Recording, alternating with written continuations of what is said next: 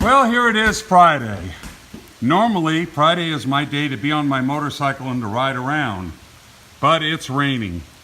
And I also have babysitting duty with this Gunner, who's my grandson, and this Hudson, who's my other grandson. Grandson number 3, Gibson, is at school. I just dropped him off. But it looks like this is going to be the only ride I get.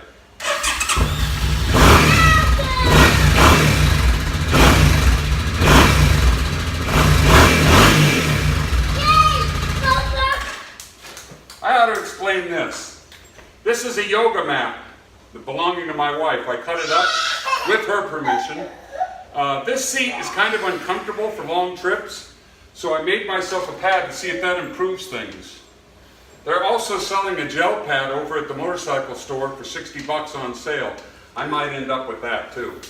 So that's today's Friday report. Okay, stop. Stay away from that ladder.